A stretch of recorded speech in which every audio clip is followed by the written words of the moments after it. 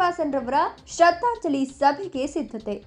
ಈಗಿನ ರಾಜ್ಯ ಸರ್ಕಾರದ ಗೃಹ ಸಚಿವರಾಗಿರುವ ಪರಮೇಶ್ವರ್ ಅವರ ಸಂಬಂಧಿ ಹಾಗೂ ಮಾಜಿ ಸ್ಪೀಕರ್ ರಮೇಶ್ ಕುಮಾರ್ ಅವರ ಬಲಗೈ ಬಂಟ, ದಲಿತ ಸಮುದಾಯದ ಪ್ರಭಾವಿ ನಾಯಕ, ಕಾಂಗ್ರೆಸ್ ಮುಖಂಡನಾಗಿದ್ದ ಶ್ರೀನಿವಾಸರನ್ನ ಅಕ್ಟೋಬರ್ 23ರಂದು ಕೋಲಾರ ಜಿಲ್ಲೆಯ ಶ್ರೀನಿವಾಸಪುರ ಪಟ್ಟಣದ ಹೊರವಲಯದ ಬೆಳಗೆರೆ ಕ್ರಾಸ್ನ ತೋಟದಲ್ಲಿ ನಿರ್ಮಾಣ ಹಂತದ ಕಟ್ಟಡದ ಬಳಿ ಬರ್ಬರವಾಗಿ ದುಷ್ಕರ್ಮಿಗಳಿಂದ ಹತ್ಯೆಗೊಳಗಾಗಿದ್ರು.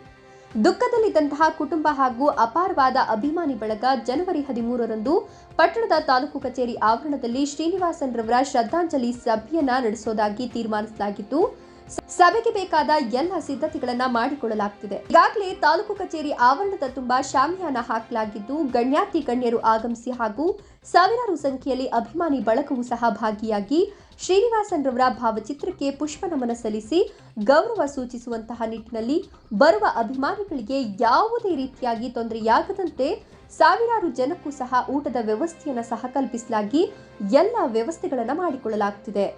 ದಿವಂಗತ ಶ್ರೀ ಎಂ ಶ್ರೀನಿವಾಸ್ ರವರಿಗೆ ಶ್ರದ್ಧಾಂಜಲಿ ಸಭೆ.